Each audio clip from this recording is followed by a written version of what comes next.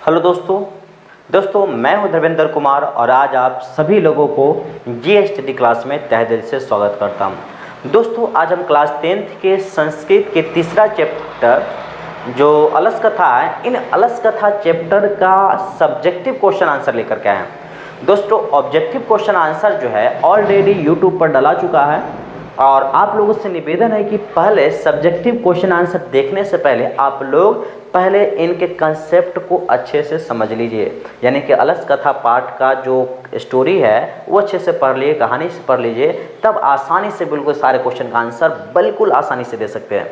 तो चलिए हम क्वेश्चन नंबर 1 की ओर बढ़ते हैं कि अलसशाला के कर्मचारियों ने आलसियों की परीक्षा क्यों और कैसे ली। अलसशाला, जैसे कि एक छोटा सा स्टोरी बताना चाहते हैं कि एक अलस कथा जो कहानी जो है, इस कहानी में होता क्या चीज़ है कि बृहस्पति नाम के एक मंत्री, मिथिला के मंत्री बृहस्पति नाम के एक मंत्री थे और वो क्या करते हैं कि दयावान गरीबों अनाथों को भोजन नित्य दिन प्रतिदिन देते थे। इसी बीच में एक दिन कहे कि हम एक काम करते हैं, सभी आलसियों को भी भोजन देंगे। ये बात सुन करके गाँव में प्रचार करवा दिया गया कि जितने भी आलसी हो आओ, हम भोजन फ्री में देंगे। बृहस्पति नाम के मंत्री फ्री में भोजन दे रहे आलसियों को, ये सुनकर के जितने भी आलसी थे आ गए और जो ढोंगी व्यक्ति थे, जो आलसी नहीं थे, वो भी दौड़ा दौड़ा चला आया। इस प्रकार अब बृहस्पति नाम के मंत्री के पास भीड़ बहुत ज़्यादा मात्रा में लगने लगे और आलसियों पर बहुत ज़्यादा धन खर्च होने लगे। इसी ये बात समझ करके बृहस्पति नाम के मंत्रियों के द्वारा एक आलसियों की परीक्षा लेने के उपाय सोचा और इन्होंने आलसियों के जो सोए हुए आलसियों के घर में चारों तरफ आग लगा दिया गया और इस प्रकार के जितने भी धूर्त लोग थे, बनावटी आलसी थी, वो फरार हो गए, 9-2-11 हो गया। तो इस तरह से आलसियों की परीक्षा ली गई और 4 जो व्यक्ति थे वहीं पर बचा हुआ गया। तो क्वेश्चन यही है कि आलसी पुरुषों को आग से किस प्रकार से निकाला गया। अलसशाला मतलब आलसियों को रहने वाला घर, उसमें कर्मचारियों ने आलसियों की परीक्षा क्यों ली, क्यों और कैसे लिए। तो दोस्तों अलसशाला में आलसियों को सुख सुविधाओं को देखकर कम आलसी एवं कृत्रिम आलसियों की भीड़ जुटी थी। देखकर कम आलसी, कम नहीं होनी चाहिए यहाँ पर, अलसशाला में आलसियों के सुख सुविधाओं को देखकर अधिक आलसी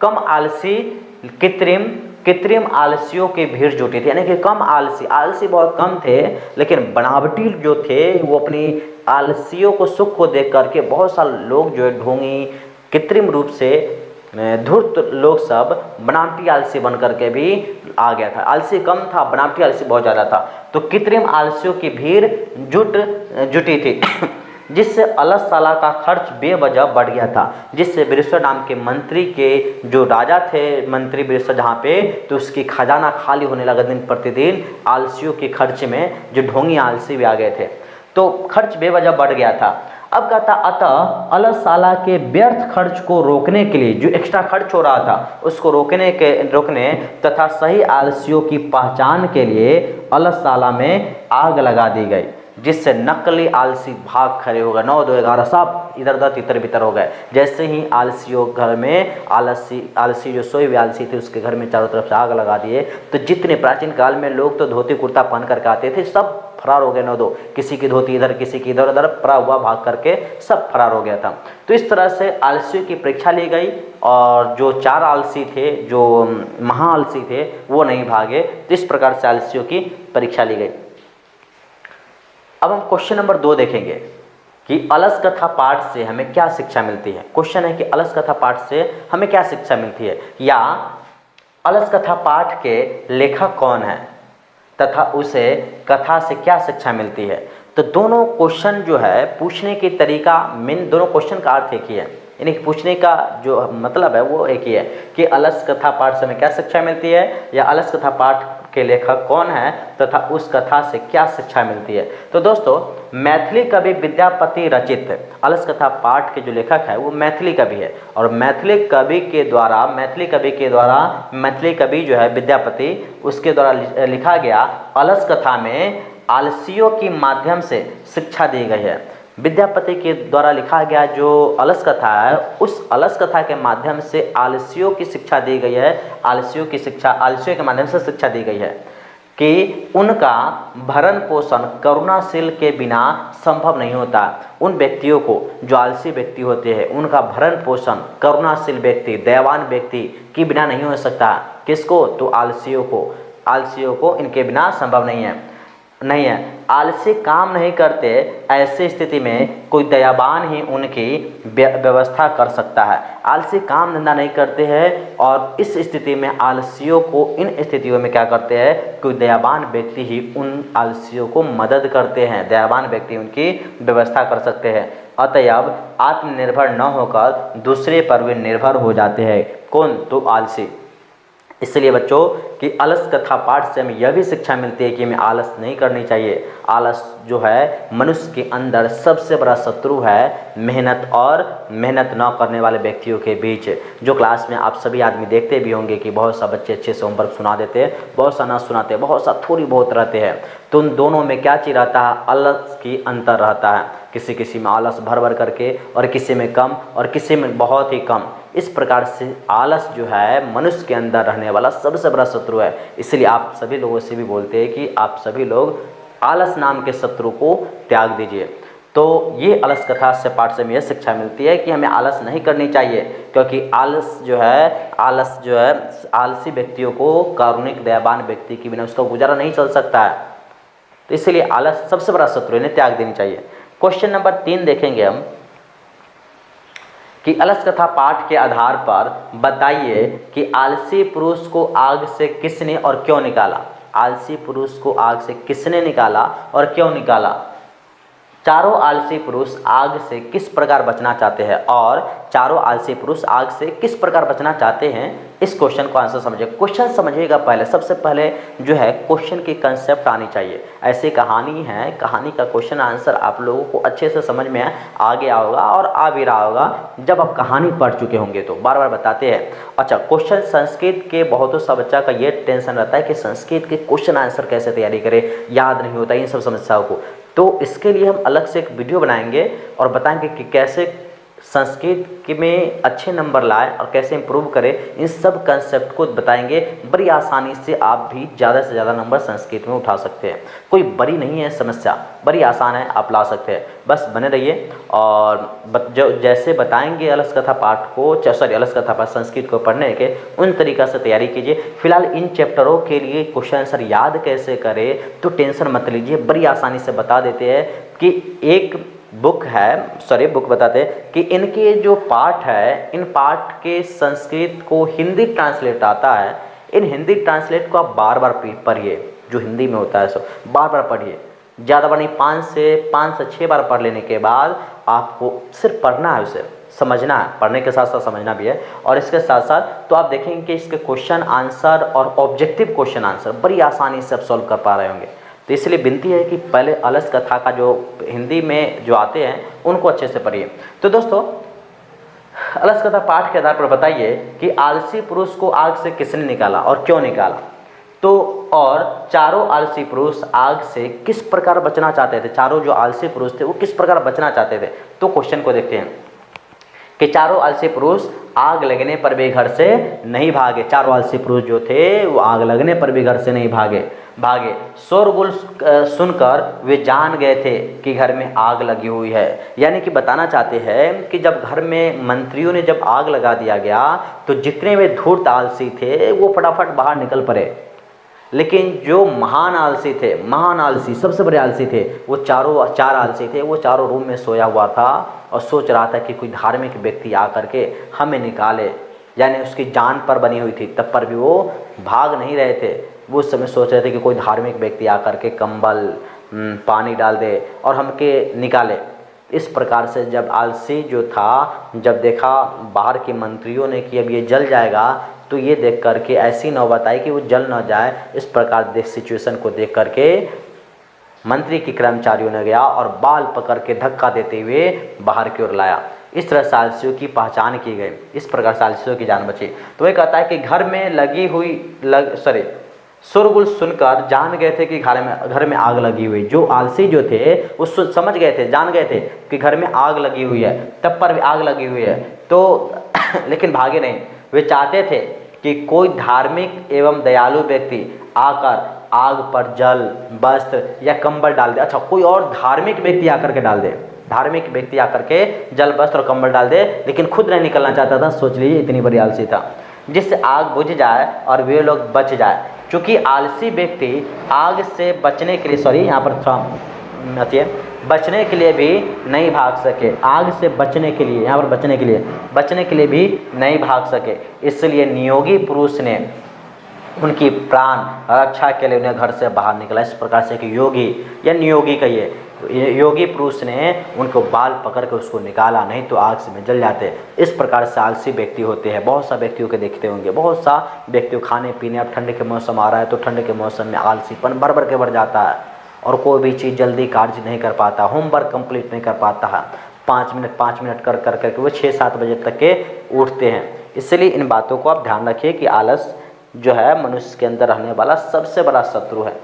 तो अब क्वेश्चन है कि अलस कथा पाठ में वास्तविक आलस्यों की पहचान कैसे हुई। अलस कथा पाठ में जो वास्तविक में आलसी थे उसकी पहचान कैसे हुई। तो जैसा कि आप सभी जानते हैं कि वास्तविक आलस्यों की पहचान आलसशाला में आग लगाने पर जितने भी बनावटी आलसी थे सब फरार हो गए और जो बनावटी आलसी थे उसको पहचान हुई। तो कहता अलस कथा के अनुसार वास्तविक आलस्यों की पहचान के लिए अलसशाला में आग लगा दी गई और आग लगने पर 4 वास्तविक आलसी को छोड़कर से सभी क्या हो गए, भाग गए। से जितने भी थे सारे भाग गए। तो इस प्रकार से पहचान हुई। क्वेश्चन नंबर 6 नंबर क्वेश्चन फिर देखते हैं कि दोनों का यही है। हाँ, 6 नंबर क्वेश्चन का है, 2 अलग अलग कलर। तो अलस कथा पाठ में किसका वर्णन है? अलस कथा पाठ में किसका वर्णन है? सब जानते हैं अलस कथा पाठ में अलस आलसियों का वर्णन है। तुम देखते हैं कि अलस कथा पाठ में किसका वर्णन है, क्या समझना। तो दोस्तों विद्यापति रचित होनी चाहिए, विद्यापति भी नहीं है, विद्यापति रचित पुरुष परीक्षा नामक ग्रंथ से उद्धृत है। विद्यापति के द्वारा लिखा गया पुस्तक जो है अलस कथा, वो पुरुष परीक्षा नामक कथा से लिखित है। मैसेज है, सॉरी मोबाइल पे। हाँ, तो अलस कथा जो है वो विद्यापति द्वारा लिखा गया जो कथा है वो पुरुष परीक्षा नामक ग्रंथ से लिया गया है। अब सब्जेक्टिव क्वेश्चन को भी ध्यान रखिएगा, ऑब्जेक्टिव क्वेश्चन भी याद कीजिएगा। तो नामक ग्रंथ से उद्धृत है। अलस कथा में आलस के निवारण की प्रेरणा और संसार के विचित्र गतिविधियों का विवरण है। अलस कथा पाठ में आलसियों की पहचान, आलसियों को कैसे दूर करने की प्रेरणा है और संसार के विचित्र गतिविधियों का विवरण है। आलसियों को केवल करुणा का पात्र मानते हुए दान करने की इच्छा से मिथिला की मंत्री बृहस्वर अलसशाला का निर्माण करवाते हैं। यानी कि आलसियों को स्थिति को देखकर बृहस्वर नामक मंत्री जो है उनको सेवा और उनको मदद करने की सोचते हैं और इसके लिए एक अलसशाला का निर्माण करते हैं। यानी कि आलसियों को रहने के लिए एक घर बनवाते हैं, निर्माण करते हैं और घर बनाते हैं।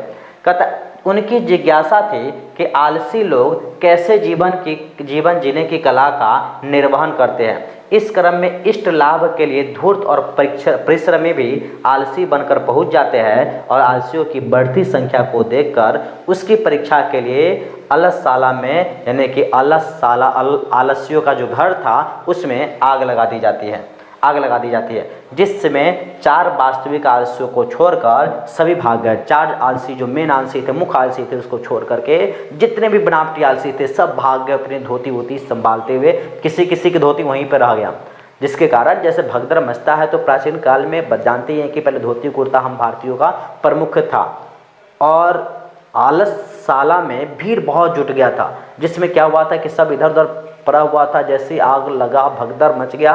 किसी की धोती लेकर के भाग रहा है, कोई उसकी धोती लेकर के भाग रहा है, किसी की धोती वहीं पे है, जान बचाकर वो किसी तरह से कोई पूरी उठा करके भाग रहा है। यानी कि जान बचे तो लाखों पाए, इस प्रकार से। लेकिन 4 महान आलसी थे, वो नहीं भागे, वो आराम से बड़ी इत्मीनान के साथ वहाँ पर सोए रहे, जिसमें 4 वास्तविक आलसियों की छोड़कर सभी भाग जाते हैं और इस आलसियों को बचा लिया जाता है। जो 4 आलसी थे उसको बचा लिया जाता है और इस प्रकार अलस कथा में आलसियों के जीवन और व्यवहार का वर्णन किया गया है कि आलसियों के बारे में कि किस प्रकार से जीवन होते हैं। बड़ी मस्त मौला होते हैं, वो आराम से सोए हुए रहते हैं, खाने पीने की कोई टेंशन नहीं रहता, बस भूख लगता है तो उस समय देखता है। तो ऐसे इसलिए आप सभी को निवेदन है कि आलसी ना बने उद्यमी और क्या बोलते हैं मेहनती बने, ताकि जीवन में आप कुछ कर सकें।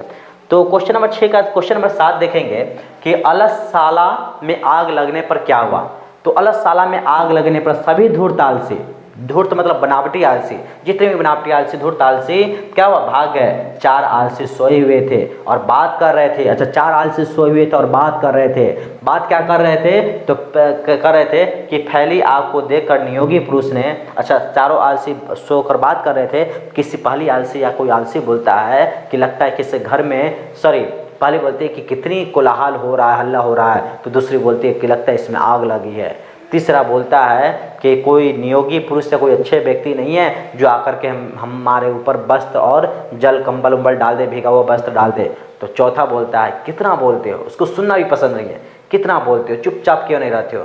तो इस प्रकार से 4 महान आलसी थे और इनकी बातों को सुन कर के बाहर के एक नियोगी पुरुष, अच्छे पुरुष जो थे, अब समझ गए कि ये महान आलसी है, ये भाग नहीं सकता, इस पर प्राण भी क्यों ना आ जाए, मौत भी क्यों ना, भाग नहीं सकते। इस प्रकार से नियोगी पुरुष क्या कि उसको बाल पकड़ के धक्का देते हुए बाहर की ओर आए।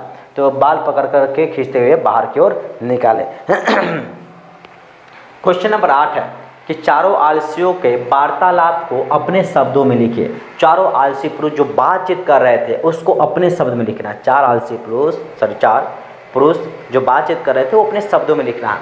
तो चारों आलसी निश्चय ही अपने आलसपन को सिद्ध कर रहे थे, यानी कि चारों आलसी पुरुष बातचीत के क्रम में अपने आलसीपन को सिद्ध कर रहे थे, यानी कि बातचीत जो कर रहे थे इससे पता चल रहा था कि हाँ सच में ये आलसी है, आग लगी हुई है तब पर ये बातचीत कर रहा है, भागने के, जान बचाने के लिए नहीं।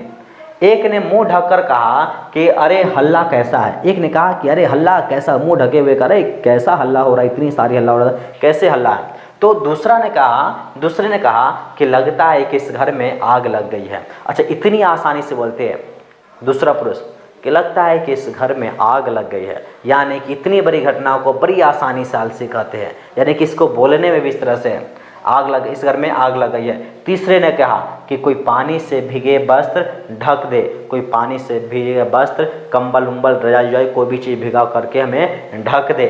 चौथे ने तो हद ही पार कर दी। चौथे ने कहा अरे वाचला, अरे कितना बोलते हो, कितनी बात करते हो, चुपचाप क्यों नहीं सोते हो। सोचो, 4 तो महान, उससे भी महान आलसी थे कि कितने बोलते हो, चुपचाप नहीं सोते हो। तो इस प्रकार से चारों आलसी पुरुष की बातचीत जो है आपस में कर रहे थे। ये क्वेश्चन नंबर 8वां है। क्वेश्चन नंबर 9 देखेंगे हम।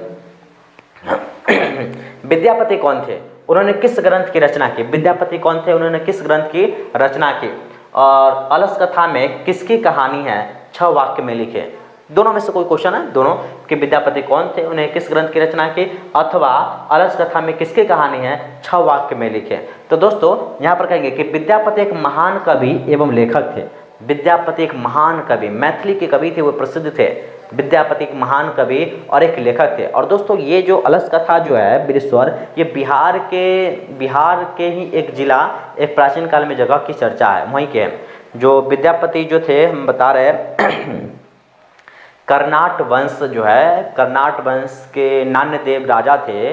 और उन्हीं में एक और कोई, उन्हीं कर्नाट वंश के ही राज्य में एक राजा हरि सिंह शायद थे, तो उन्हीं के मंत्री थे विद्यापति।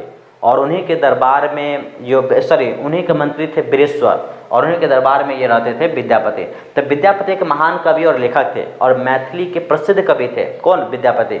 इन्होंने पुरुष परीक्षा नामक ग्रंथ की रचना की। किसने ग्रंथ की रचना की, तो विद्यापति ने पुरुष परीक्षा नामक ग्रंथ की रचना की। और संस्कृत भाषा में लिखित पुरुष परीक्षा में कथा रूप में अनेक मानवीय गुणों के महत्व का वर्णन है। मतलब पुरुष परीक्षा ग्रंथ जो है उसमें कथा के रूप में मानव की अनेक सारे गुणों का वर्णन उसमें किया गया है। दोष का निराकरण, मच्छर आते रहता है, दोष का निराकरण के शिक्षा दी गई है। विद्यापति एक लोकप्रिय मैथिली कवि थे। विद्यापति मैथिलियों में एक लोकप्रिय कवि थे और ये संस्कृत ग्रंथों की रचयिता भी थे। उनकी ख्याति संस्कृत विषयों में अधिक थी। उनकी जो ख्याति थी संस्कृत विषयों में अधिक थी। किनको, तो विद्यापति के। अच्छा, साइड हो जाते हैं, आप लोग नोट भी कर लीजिएगा। जब इधर साइड हो तो आप वहीं पे पीयूष करके नोट कीजिएगा और आते समय रोकिएगा नहीं। हाँ, अब क्वेश्चन नंबर 10 देखेंगे। अगर आप लोगों के वीडियो संबंधी किसी प्रकार की समस्या हो तो कमेंट आप जरूर कीजिएगा। कमेंट नहीं करते हैं, कैसा लगा, समझ में आ रहा है नहीं, क्या है दिक्कत, थोड़ा और सुधार होनी चाहिए, इन सभी चीज़ों के बारे में कमेंट कीजिए, देखते हैं। और जो भी समस्या होगा उन सारे समस्या को एक एक करके दूर करेंगे, सुधार करेंगे। मिथिला राज्य का मंत्री कौन था? मिथिला राज्य का मंत्री कौन था? उन्होंने कृत्रिम आलसी की परीक्षा कैसे ली तथा अग्नि लगन घर देखकर कितने आलसी बच गए? अग्नि लगन यानी कि आग लगे हुए घर में कितने आलसी बच गए? तो देखो, मिथिला राज्य के मंत्री बृहस्पति था। मिथिला का मंत्री कौन था? बृहस्पति। उन्होंने घर में आग लगाकर कृत्रिम आलसी की परीक्षा ली। घर में आग लगा के कृत्रिम आलसी की परीक्षा ली। अग्नि लगन देखकर 4 आलसी बच गए। अग्नि लगन यानी कि आग लगे हुए देख करके भी 4 आलसी क्या हो गए? बच गए। तो इस प्रकार से मिथिला के कवि जो विद्यापति थे, इन तरह से क्वेश्चन है 10वां। क्वेश्चन नंबर 11 देखेंगे कि विद्यापति कौन थे? उन्होंने किस ग्रंथ की रचना की? पठित पाठ के आधार पर लिखे। अच्छा, विद्यापति कौन थे? ये क्वेश्चन पिछले बार भी था। उन्होंने किस ग्रंथ की रचना की? आप जानते हैं। और पठित पाठ के आधार पर, जो पाठ आप पाटलिपुत्र विभूम पढ़े हैं उनके आधार पर इसका आंसर देना है। तो दोस्तों, ये क्वेश्चन है कि विद्यापति एक महान कवि एवं लेखक थे। महान कवि एवं लेखक थे। इन्होंने पुरुष परीक्षा नामक ग्रंथ की रचना की। पुरुष परीक्षा नामक ग्रंथ की रचना की और संस्कृत भाषा में लिखित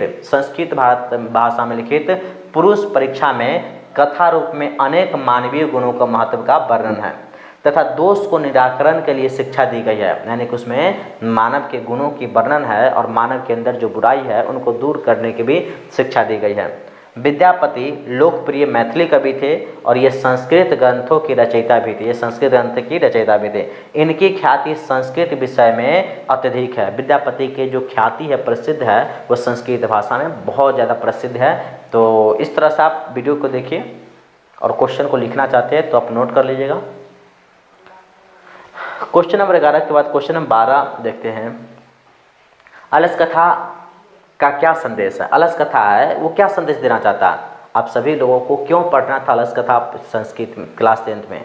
इसलिए ताकि आप सभी के अंदर जो आलस भर गए ना उसको हटाइए, पढ़िए और समझ करके इन आलसियों को हटाइए, आलसपन को हटाइए। तो ये कहता है अलस कथा का क्या संदेश है? अलस कथा पाठ में किस पर चर्चा की गई है? किस पर चर्चा की गई है? तो दोस्तों, यहाँ पर देखेंगे अलस कथा का संदेश है कि आलस एक महान रोग है। आलस से क्या? आलस एक मनुष्य के शरीर में रहने वाला आलस एक महान रोग है। मनुष्य के सबसे बड़ा शत्रु है आलस, महान रोग है। कहता है जीवन में विकास के लिए व्यक्ति का कर्मठ होना अत्यावश्यक है। आलस शरीर में रहने वाला महान शत्रु है जिससे अपना परिवार का और समाज के विनाश अवश्य होता है। यानी कि आलस से अपना समाज और परिवार का विनाश निश्चित रूप से होता है। इसलिए मनुष्य के शरीर में रहने वाला आलस एक महान शत्रु है, इसे सर्वथा त्याग करनी चाहिए। तो इस तरह से अलस कथा पाठ क्या संदेश देना चाहता है? तो बताना चाहता है कि आलस एक महान शत्रु है। क्वेश्चन नंबर अब 1 है, ये आधुनिक काल की किन्हीं 3 संस्कृत लेखिकाओं का लिखिए। ये नेक्स्ट पार्ट का है। तो दोस्तों, अगर आप लोग को अच्छा लगा, कैसा लगा, आप इन सभी चीज़ों की बात को कमेंट बॉक्स में ज़रूर बताइएगा। और अच्छा लगा हो तो दोस्तों में शेयर कीजिए, लाइक कीजिए और सब्सक्राइब की तो बात ही नहीं है, सब्सक्राइब। ठीक है, मिलते हैं फिर नेक्स्ट वीडियो में। Thank you.